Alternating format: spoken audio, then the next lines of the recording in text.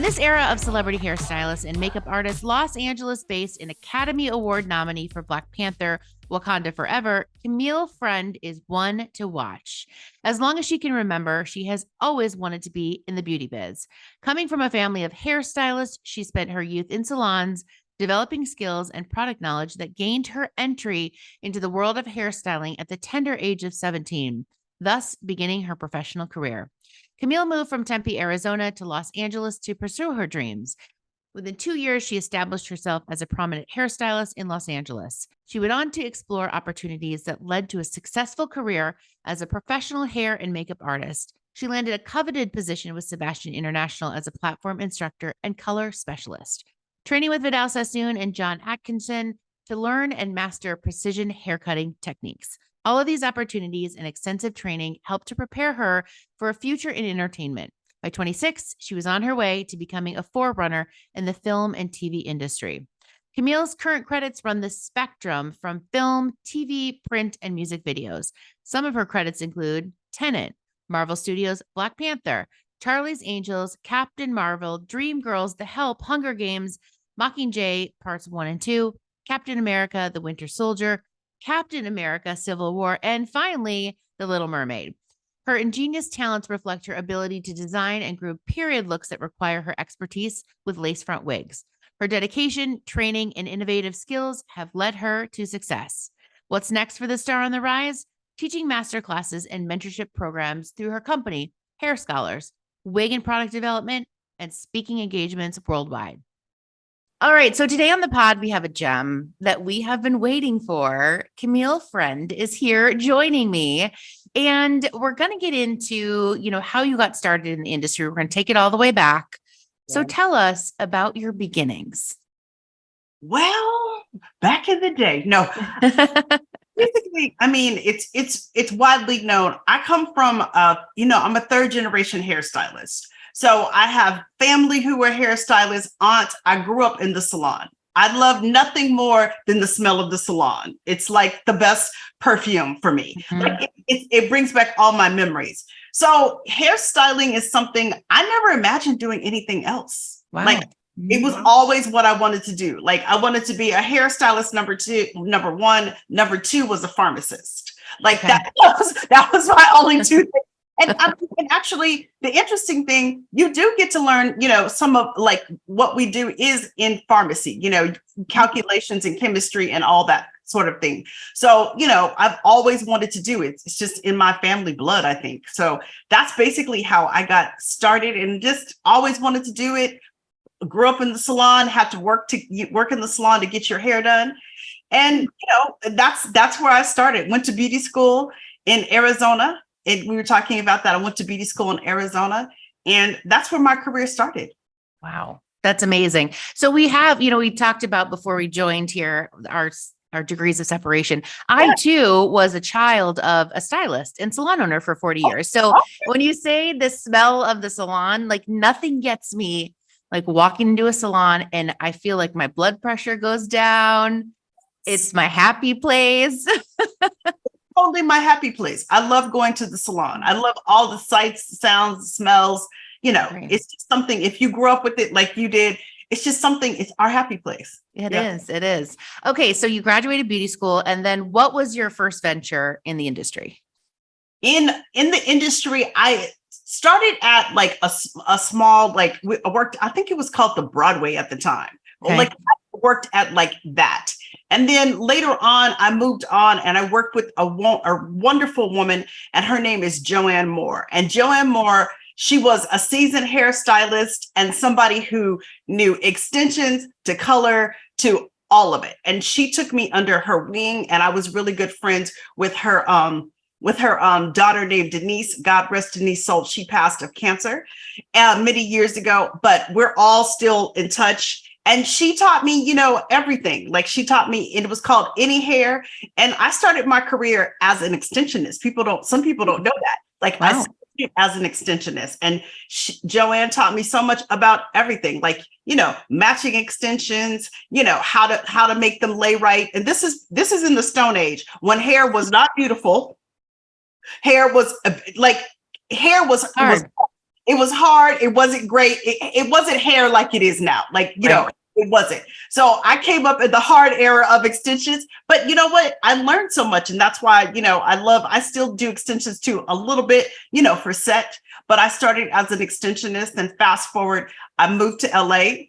Fell in love, I thought, came to LA and ended up working for a man called John Atchinson. And John Atchinson, he's a legendary hairstylist in this business. And his method was really about, he was the director, like creative director for Vidal Sassoon for many, many years. And he started his own.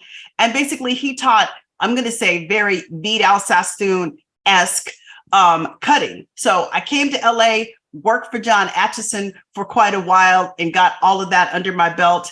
And basically one day I was sitting in the salon and somebody called me and asked me, would I come help curl some hair on a movie?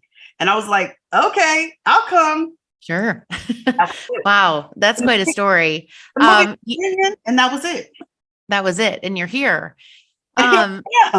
You mentioned that, that phone call, but fast forward to today, right? You've had a beyond successful career in the movie business.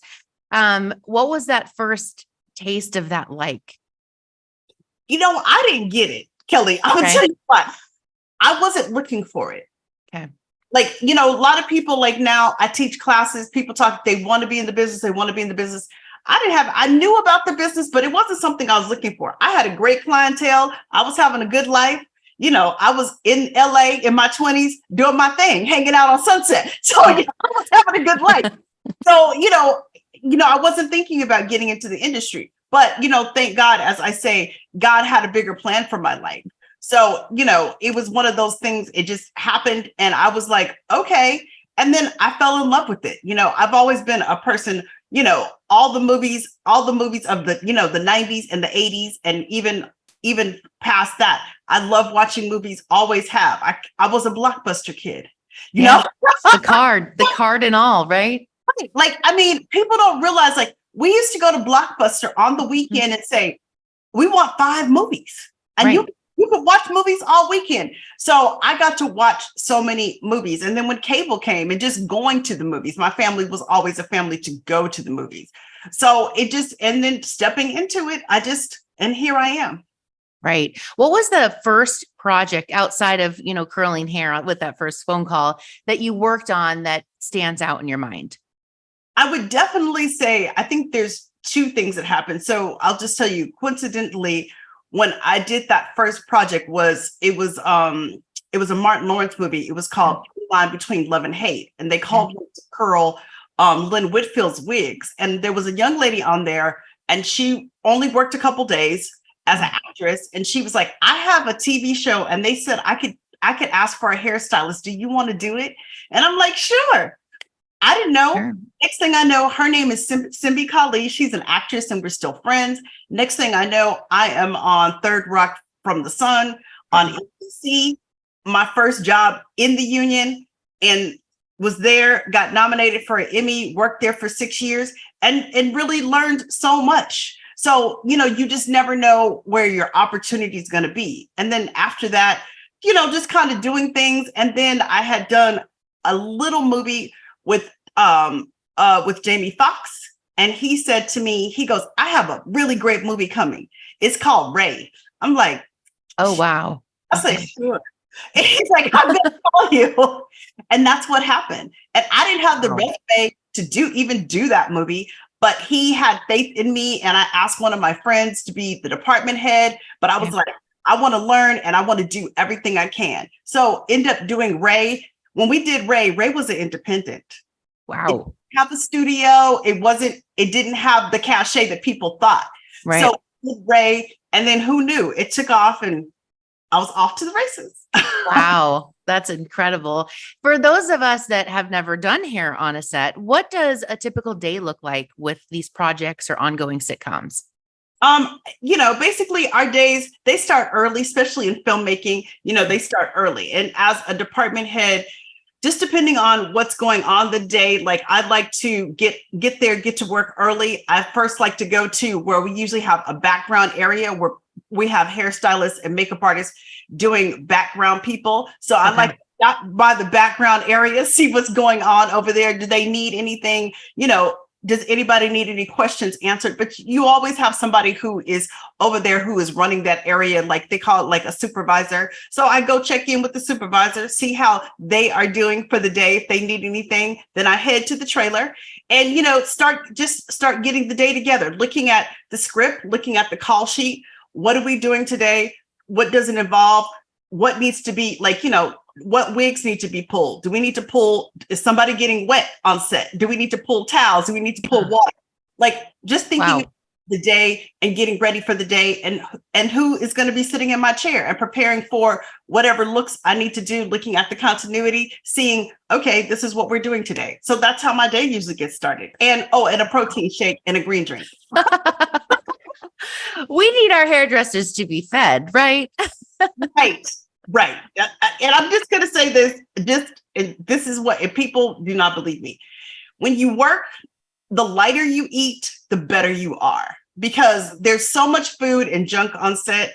If you eat junk, I always say you can do it for a little while, but when you get into projects that are, 2, 3, 4 months, that eating, it catches up with you. So I like to eat light and eat clean. That's a great tip. So there's been a lot of significance around the hair in your recent projects, including Wakanda Forever and The Little Mermaid. It's, with those recent roles, you've transitioned to more of a visionary for the overall hair design. How has that been? And walk us through that process. I love designing hair because it's, it gives you the freedom. Like it just allows your mind to open and you could just do so many things. And, and one thing that's been beautiful with Wakanda Forever, movies like Wakanda Forever, the first Black Panther, even Little Mermaid, it's how do we design these looks? How do we, like with Little Mermaid, how do we reimagine this? Wakanda, how do we build this civilization and like, how can it look? So to me, these are the greatest opportunities because to me, this is fun. Like it's playtime because everything that I wanted to do or thought about doing or wanted to try, I'm like, let's do it. And it's an opportunity to me. It's like a playground. It's a hair playground. I mean, that's incredible to sit down and say, like you're saying, how do we recreate this iconic film, right? With, sort of the significance around that with Little Mermaid and then creating this whole civilization that it has to be kind of like a kid in a candy store. It is. I mean, and, I work with not only just the best hairstylists, best makeup artists, the best craftsmen, the best wig makers. So if I'm like, well, I want something to do this, how do we get to this? And they're like, well, let's try this or let's try that. So it's so amazing to have that opportunity to work with what I just call the craftsmen, people who work with their hands and they're the best at what they do. So the possibilities are endless. Yeah. And I love digging into this side of our business too, right? Because often we're sitting in the movie theater, we're thinking about the storyline and the characters and the famous people playing them, but it's the visual of the hair, the makeup, the fine details, the aesthetics. And it's, incredible professionals like you and your teams that are making this come to life. Well, that's the beauty of, I'm just going to say this. I was talking to a friend of mine the other day and I was like, I only want to go to movies right now that I can escape. And I think people like, and don't get me wrong, I like serious movies too, but sometimes you want to go to the movies just to have a good time, just to be entertained. And that's what we get to do for people. Like the thing about Barbie, what is magical, I'm just going to say, they did a heck of a job on that promotion and marketing. That marketing team, they should get a trophy, baby. They did it. I haven't seen a movie marketed like that in many, many years. Huge marketing campaign. Yeah. And then too, it tapped into the nostalgia. We all think about Barbie. And then it's the fantasy. Who doesn't want to go see beautiful dolls who turn into women and beautiful clothes with beautiful aesthetics that are cool? Because it's escapism. People want to have fun. Life is hard. Life is challenging for people. The movies have always been a great escape. So that's what we should be. It should be entertainment where people can have a fun ride. I totally agree. And, with some of those movies that you've worked on, it's very much that. And, with kind of the significance around hair within these specific movies. Was that on your mind? Was that heavy on your mind when you were working on that story and how to create that story through hair? You know what? This is what's so funny. I try not to, I always tell people, just be in the moment. So when I'm designing, I'm just thinking about like in Black Panther, when we're deciding the tribes. Okay, what's going to look good with the wardrobe? What's the backstory of this tribe? Who are they as people? Where do they live? What is the climate like? All of those things have to go into the design of what it looks. It just shouldn't be, and it's not, as I say, movies are not the hair show where we just do what we want. It's all collectively has to work. The props have to work. The clothes have to work. The makeup has to work. Even the production design. What colors are you using in the production, in the walls? What color are the walls going to be? What's the texture in the furniture? Like all of these things are things that you're thinking about when you're designing and thinking about like the tribe in a set. How is that going to look? So, there's a lot of components and a lot of layers that go into it. For sure. Even you describing all of those things, it's like, wow, yes, quite a feat at hand. I also want to say congrats on your Academy Award nomination. What did that feel like to be nominated, to get that phone call or that letter? And then also, how was your Oscars experience? So a double-edged question. Well, I'm going to tell you the best lesson I had was twice before it didn't happen. Well, thought it was going to happen for me. Yeah. So going through the whole process, people don't realize you just don't get to the Oscars. There's a whole process that you have to go to, submitting your movie, you go in and you fill out all the questions, and then you go through the first round, which are you going to get eliminated? Next round, are you going to get eliminated? Wow. Third round, and then you make it to the bake-off, what we call the bake-off, where you go and you present your movie to the Academy. And after the bake-off, then So you've gone through all those steps. And when you get to the bake-off, you're like, whoo, I'm almost there. But that morning when they announce, if they don't announce your name, you're kind of sad. Like when I did on the first Black Panther, when they didn't announce our names, I was like, wah, wah, wah. I was sad for a couple of days. I'm not going to lie. But the third time is the charm. I woke up that morning. I was very prayerful and mindful. I got up and I put on my makeup. And the times before I didn't. I got up and I got dressed, put on my makeup. My manager came over. Some friends came over. And I was just sitting there very calm. And they had me set up all these like little cameras. They had you set up your phone, your iPad. So everything is set up the night before. So, I walk into my living room where the TV and you see everything is there. It would turn on everything because they want to catch it. And so I'm sitting there, and this was the funny thing, Kelly. I heard them say my name, but then you go blank. So I kept asking, so I started crying, but then I kept asking them, did they really say my name? Yes, Camille, they said their name. And I was like, I don't think they did. Are you sure? And I'm still crying. And so literally they had to at me because it just wouldn't compute. And then the rest of the day was a party. Like my best friend came over. She was at work. My best friend was like, I have to go home. I don't feel well. She came to my house with donuts and champagne, and we went to friends' houses and screaming and laughing and crying. It was a beautiful day. That's amazing. What a once in a lifetime, or hopefully maybe multiple in a lifetime, just putting that out there.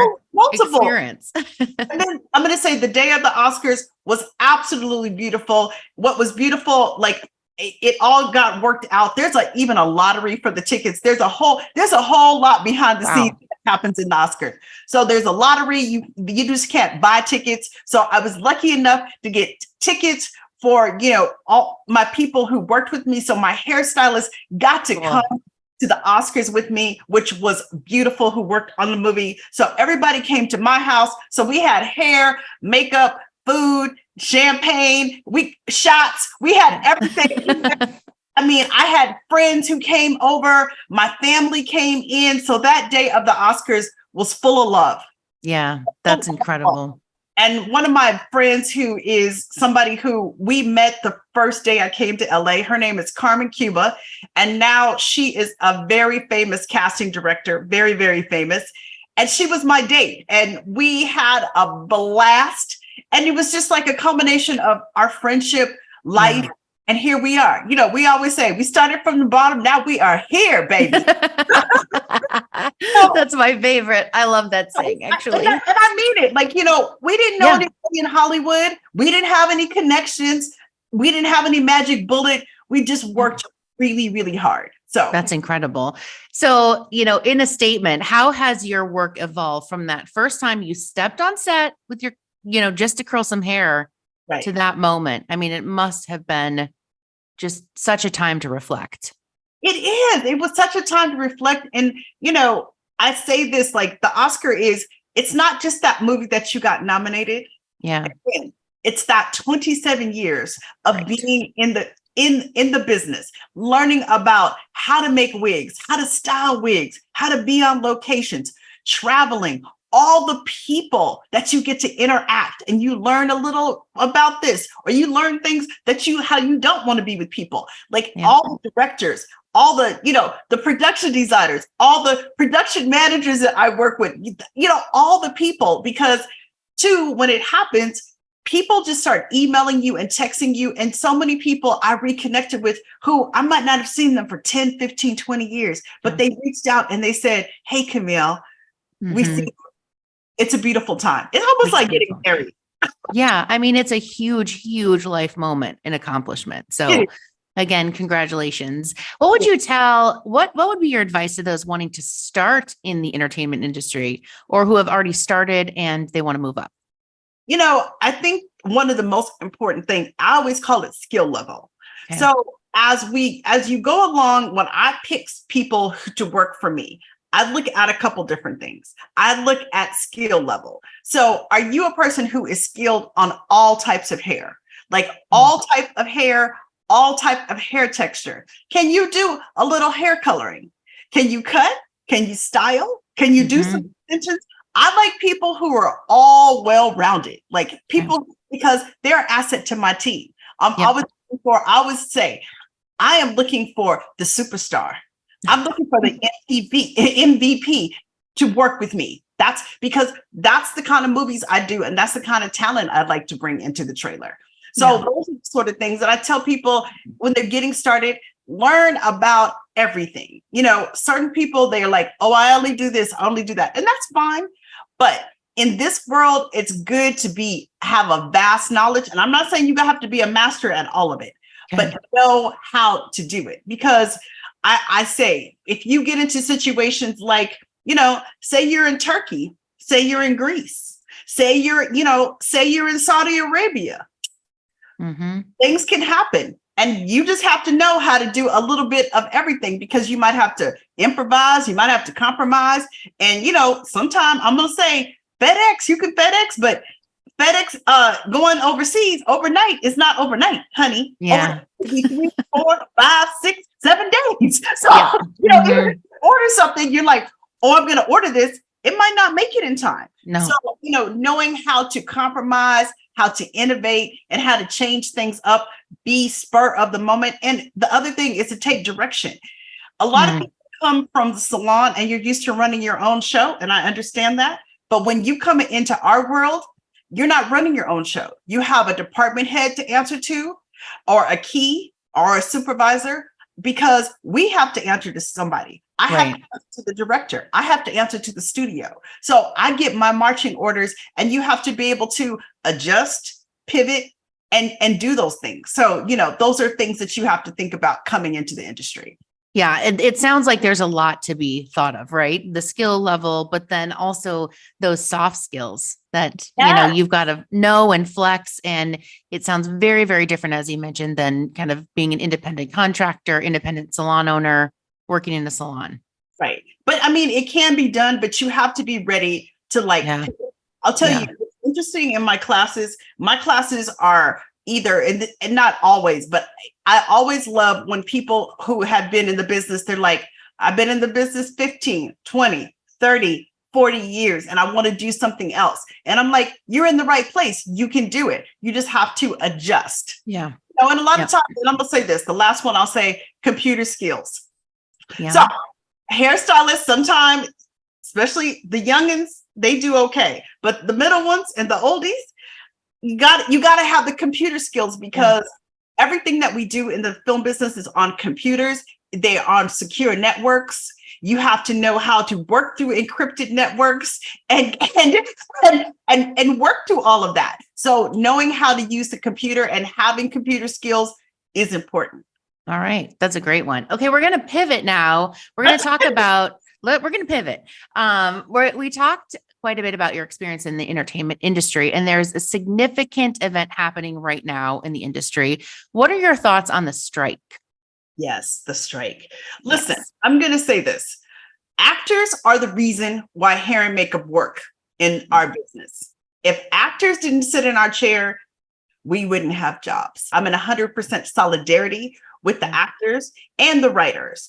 But is this challenging? Absolutely. Absolutely. It is challenging. I speak to my friends. I speak to colleagues, every single day. And it is challenging not to have work. And we don't know what we're going to work. So this is something, it is challenging mentally and emotionally. So, I've had at my home, I hosted a meditation session and a breath session with one of my girlfriends who came into town, because people need that release. For me, every other day I walk, 5, 6, 7 miles just to get it out of your system. Even friends, I'm like, let's meet and go for a hike. Getting those things out, I'm calling it more of the time of, instead of like, this is so horrible, you got to change your mindset. I'm calling it's the time of self-care, going to the dentist, going to the doctor, working out, cooking myself beautiful food. Like last night I was up cooking myself a new recipe I saw. I was like, okay, I'm going to cook this thing tonight at 10 o'clock at night. I was talking to a girlfriend she needs some help. She just moved. I'm like, okay, I'll fly there and come help you, unpack boxes, being of service. So just thinking about things and other ways that we can do to be of service and, get your mind off of, all of it. But eventually it's going to work out. But I get why people are striking, and people have certain protections, and it's time for the change in the business. Things have to change because it's a broken system. And, we're here and we just have to keep going. And this strike is certainly for not just the actors, right? I mean, maybe explaining to our listeners how this is affecting the entire industry. Right. It affects the entire industry. And I'll just say a little bit how I was affected even before the actors striked. So I had finished a project and I was starting another project, and we were a week in, we were prepping. And then the producers came and told us they decided they were going to pull the plug because the writers were about to strike. They knew they were going to strike. So I lost a whole movie. Oh, wow. Because they decided, we're not going to start. And, this is before anybody had really, so it's been an effect. It's a ripple effect that happens like across the pond. So we have the actors who are striking, and we also have the writers who are striking. So the reason why none of us can work, because obviously they can't create any new scripts. They can't do that. And then the actors, they're not working. So that's why we're here. Even though my union personally, we're not striking, but in solidarity, and what this is, we don't go to work. I'm not crossing picket lines. I'm not doing anything like that. I'm a union member. Yeah, got it. So how do you believe other members of the industry or the industry as a whole should get involved with this strike? Are there things that we should be doing? Talk to me about that. I think, what? Call and check on your friends. Like when people pop into my mind now, I instantly, let me text them. Let me call them. Like when people's names pop in just check on people. Then also, go walk on the picket line. It's a little, this week in LA, it's not too bad. If you're in LA or New York, this week, and LA this week has been very mild. Go walk on the picket lines. Or, like I say, help a brother or sister out. Like if you know somebody, like if you're doing okay, and you know that they're may not doing anyway, what does it take for you to go take a bag of groceries? Yeah. or, or give them, here's some money for some food, or taking them for a nice meal. One of my girlfriends is a producer. She called me the other day and she goes, "Hey girl, I have this." She goes, "I have a reservation for a great restaurant. I'd like to take you to a dinner." I went to a fabulous dinner. I didn't know I was going to go, but my girlfriend took me to a beautiful dinner and I wasn't expecting that. And she was like, "I got you. I just want to take you for a nice dinner." Great. Lovely. But, and just, being, like I said, just helping each other out. When you think about people, call them, because mental health is very challenged right now. Yep. It's really tough on people. And I even have a friend who does like marketing, like he can't work. So it affects everyone. Gosh, it really does. It really does. How do you feel that pros can stay afloat while also supporting writers and actors? I think, we all have to pivot and do different things, friends who have gone back in the salon or working behind the counter doing makeup, doing those sort of things. I know people who are driving Uber, just doing whatever we can, dog walking. Everybody's doing something, everybody's doing something different. So, I'm great. I'm lucky. I have the ability to go teach. So I'm teaching more classes. We always have classes, but there's a couple of classes I've been wanting to do anyway. So we're getting ready to do some live classes. I'm going to go to New York and do a class. And, and I just actually was playing around writing a whole new class because buddy, I wanted to do a class. One of the questions that people most ask me, two questions: how to get into the union, which I cover in my blueprint for beginners. The second one is how to make your deal. So I've always wanted to do a class just on how to make your deal. Like, what are your deal points? How to make your deal? What's the difference between a European deal and an American deal? How to, all of these things, because it's a whole big Megillah. Trust me, I've learned. So, I was like, yesterday I was sitting here finishing up writing that class. So, I'm just thinking about a name for it. That's what I got to figure out. But, some of the things, and even like a product that I wanted to work on. So I started working on a product that I want to work on. So, all those little things, that's what I've been doing. I think that's what all of us are doing. I know I've seen a lot more content from some of my colleagues, and I'll be like, "Girl, your content is looking good." I love that. It's amazing. Everybody's doing a little bit of everything. Yeah. You got it. So one of the demands of the SAG-AFTRA was having consultations with qualified hair and makeup professionals to ensure fairness and representation for performers of color. The production companies and streamers said that the main actors would be allowed this, but not the background actors. How do you feel about this, Camille? Well, I think it's challenging on both sides. Like, I'm going to say this. It all can be worked out. It's just coming to a solution. And I think everybody deserves to be treated fairly. For instance, of course, we always talk to the actors. But one thing that, like, I know on movies that I do is we're lucky enough we do background fittings. So when what happens in fittings, people come in, background actors come in, and they go through the works. So they go through, they go through makeup, they go through hair, they go through costume, and then we take a picture of them. So we intimately get to have actually interaction with them. Okay. So I think that's something, like, it depends on the budget. Sometimes the budget is not there for that, but finding that money to give everybody that opportunity to have a consult, I think is good. It's just, you have to have the manpower in order to do that. Because if you need to speak to 300, 400, background artists, that takes additional hairstylists and makeup artists to do that. But yes, can we do it? Absolutely, we can do it. Absolutely, we can do it. And it'd be our greatest and honor and joy to do it. Why do you feel that it's important for performers of color to have qualified hair and makeup professionals on set? What's your take there? It's just going into a space where you can be the best you.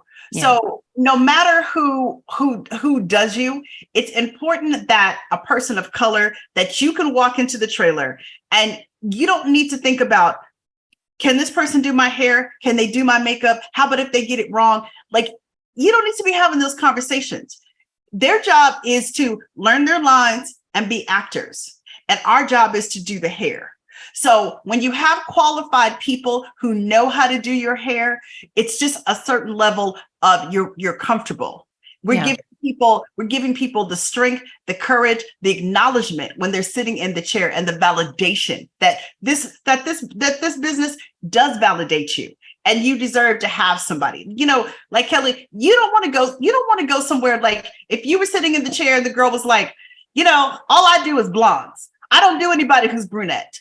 You would be like, well, it would change your whole body language, because she's told you that all she does is blonde and you're a brunette. So that would be fair. So it's the same. If you think about it in the same context as that, it's really that simple. You want somebody who's there for you, who knows how to take care of your hair and makeup needs, so you can be the best you. That's cool. Well stated. How do you feel that something like this, being set into place, will help with the representation of beauty pros that can truly work with all hair types in the industry? I think overall, there's been, ever since, everything has happened during the pandemic, there's been a great call for people of color who can do textured hair. But I think for me, the component is, and the secret to my success, it's not that I can only do natural textures hair. I can do straight hair. I can do wavy hair. I can do curly hair. I can do any type of hair. And I think that's where the real mission statement is. And for us as professionals in 2023, it's absolutely the time, the now, the moment. If you're going to be in this business, and let me rewind. If you're going to work in this industry as a hairstylist, I don't care if you're in the salon. I don't care if you're doing hair out of your house. I don't care if you're in the trailer.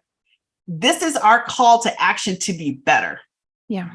And to know across the board all types of textures of hair. There's no more excuses. You don't go to the nail salon and she says, oh, I only do square shaped nails. I don't do oval. So if you have oval, I can't do you. No, a nail tech does every shape, color, texture, length. They do gel, acrylic, whatever you want. So that's what it's the same. It's the same thing. It's just, if you think about it in that context, sometimes it's easier for people to understand. It really is, because that's the first time I've thought about it in that context. But you're right. It seems absolutely absurd to walk into a nail salon and say, well, no, I can't do that. I have no experience. Right. So and it just can't be, because when you go into the salon, your nail tech, they do everything, Right. Listen, my nail tech, she took me from, like, I can go from short, dark, during the Oscars, I had long and I had rhinestones, I had all kind of stuff. And then she took me into a different kind of shape. I had all different kind of shapes I had never worn, but she took me through all of it during the whole Oscar season. I was like, this is kind of fun. I have these fancy nails, but she could take me to basic, short, dark nails, because she can do everything. God bless her. And her name is Lynn. I love Lynn. Let me say her name. So Lynn, but because she can do everything. Right. And that's the same kind of mentality that we need to have in this business to push us forward. It shouldn't be the separatism. It doesn't need to be, and we need to stop it. And it starts with us. Agree. Woo, well stated. Give me goosebumps. Could not agree more with you. So last question before we get to our tease quick takes, which are going to be fun. So obviously we know you are a leading strong force for the beauty pros in the entertainment industry and in the industry as a whole. How do you hope to see things change in the future for the next generation of stylists, hair leads, and makeup artists? I would love for us, like I just said, honestly, for us to just lead with, I'm just going to say this, lead with more compassion. Okay. And really lead with, making this industry better. Like, I'm just going to say, on Instagram, I hear so many clients complaining about stylist rules. You got to come with your hair shampooed. You got to come like this, blah, blah, blah, la, la, la. And as stylists, I think we got a little bit too far. I know it's a double-sided, but we have to respect our craft. We have to bring back professionalism. We have to come in at the highest standard. And if we do that, that will change everything. We have to take back our industry. And because there's nothing like the experience of a client and a stylist in the chair. Mm-hmm. There's nothing like it. And I mean, just from my experience working in the chair, you know what? I still have clients who are my friends to this day because of that bond that we set in that chair. So we are connected to our clients, and we just have to step up and make this better, be more professional, show up on time, and realize this is a professional business. It's a professional service, and we owe that to our clients. Woo. All right. That's a pretty good one to end on, Camille. And I agree. It starts with us, right? We got to take it back. It's time. We have to take it back. Yeah. We have to take it back. Yeah. Agree. All right. Are you ready for the T's quick takes? We're going to round it out. I'm ready. First line. What was your first ever product that you owned? Beauty or hair product? Oh, wow.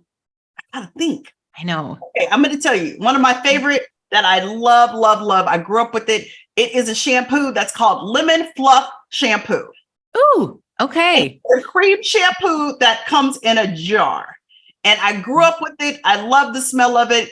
And you can still find it a little bit, but Lemon Fluff Shampoo. All right. That's a good one. All right.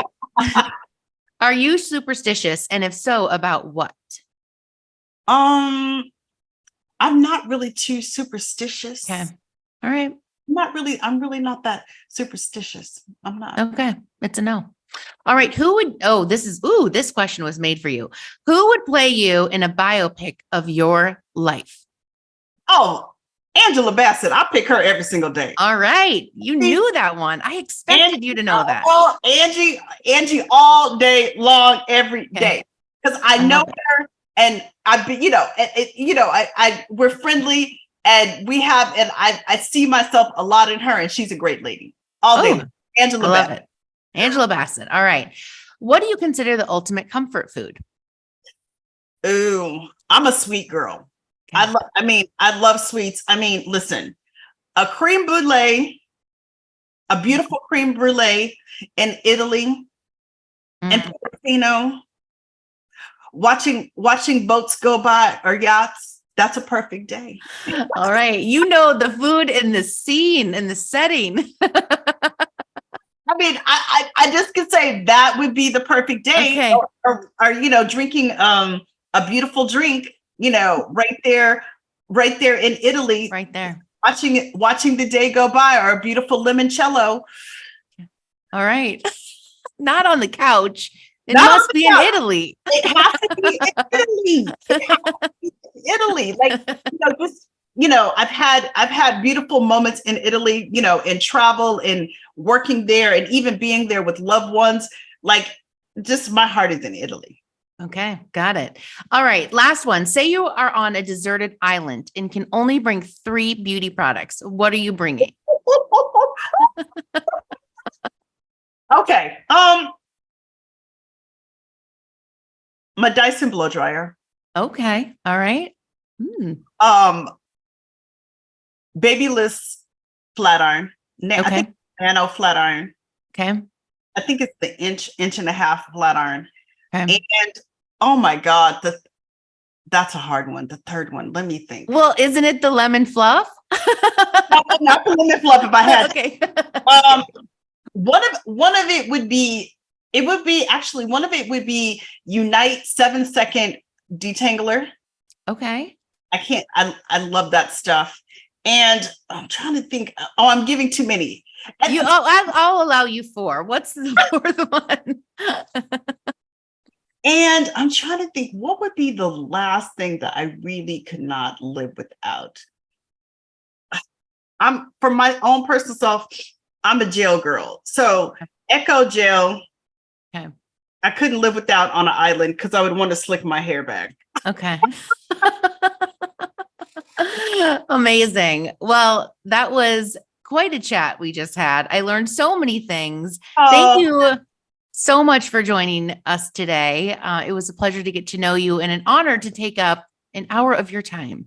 No, I appreciate it. And I always love talking to, I call it us, like Us. I'm a hairstylist through and through. Like that's my life. That's who I am. Like Kelly, I've just spent I moved into my home like several months ago, a new house, and I want to do my studio. So now I've come up with the plan. I'm like, I'm going to get wallpaper. I'm going to do this. I'm going to do that. So I'm like, I want to create my fabulous studio now. I'm ready to do it because I want to be up there and I want to be able to record and, do content and do friends' hair. Like I owe some friends a couple of hairdos and some hair colors. So I need to get this. I said, let me get the studio done. I'll be ready to paint. So, it's all those things. I love what I do. And it's an honor and a gift. And I just thank my ancestors every day for blessing me with this gift and, what has been blessed upon my family. It's a blessing. Amazing. Well, your energy and your spirit, it radiates joy. So it's very apparent. High vibration. We must vibrate that high. So I believe in energy and vibration. So yeah. Amazing. Well, thank you again. Where can our followers find you and follow you? Well, they can follow me on Instagram. I'm Camille_Friend. And also you can follow me on Hairstylist, which is my teaching and my educational company at Hairstylist or hairstylist.com. All right. Thank you so much. Thank you.